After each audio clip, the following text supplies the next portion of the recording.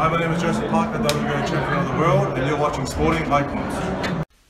Now, according to David Higgins, who is of course a promoter of Joseph Parker, who unfortunately for him has come off 2 back-to-back defeats. One was a unification against Anthony Joshua, and last time out against Dillian Whyte in a fantastic fight, by the way.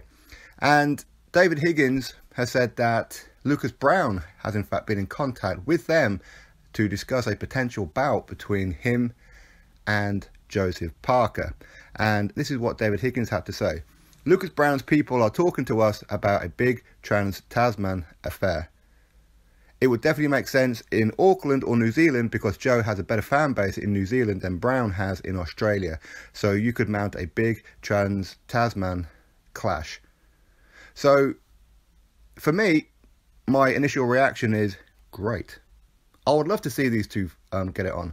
Obviously, for both of these guys, the last time that Lucas Browne fought, he lost to Dillian Whyte. And the last time Joseph Parker fought, he lost to Dillian Whyte. So it would kind of make sense, I suppose. I know Lucas Browne, he does have a fight coming up soon. I forget the date of it, against Julius Long.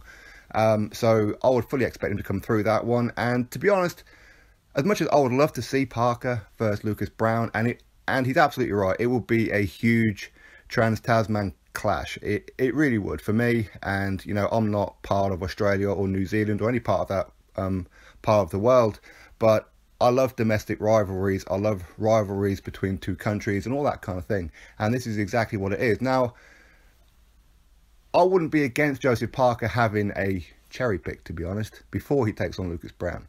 I'm not saying that he can't beat Lucas Browne. I mean, if these two were to fight, I would certainly pick Joseph Parker to win, and win quite convincingly. But for me, I think that both of these guys need to get a win under their belt. Obviously, Lucas Browne's looking to do that against Julius Long. And Joseph Parker, he should probably be looking to do the same against somebody who maybe you don't really know, you know, just a journeyman somewhere along the lines. And then these two set it up. As far as it being in New Zealand or Australia, to be honest, again, from the outside looking in, I don't think it really matters. In quite honestly, I don't think it really matters, because in Australia, the impression that I get is a lot of the Australian boxing fans, they look at Joseph Parker as one of their own. And in New Zealand as well, they look at Lucas Browne. While they may not really look at him as one of their own, but they do support him to a certain degree. So for me, I don't think it really matters where, but hey, listen, if they could do bigger numbers in New Zealand, do it in New Zealand, why not? But I would love this fight. Really, I really would. Of course, this will be a Saturday morning fight for me here in the UK, so I'll probably be looking at about 10, 11 a.m. I'm all for that. I don't know why people are so obsessed when they're in different countries. Say, you know, if you're over in America, I don't like watching the UK fights because it's 5 o'clock in the afternoon. For me, that's great. I don't get it. Anyway, but I like this fight, and I really hope that it happens. As I said, both of these guys do need to get a win under their belt before they take on each other. The loser of this fight, again, it's still not over, but if Lucas Browne was to lose, I would imagine that it would be pretty much over for him. He's going to be fighting, if he wants to carry on fighting and earning a little bit of money, then he probably will be carrying on fighting the likes of Julius Long and thereon after, with Joseph Parker.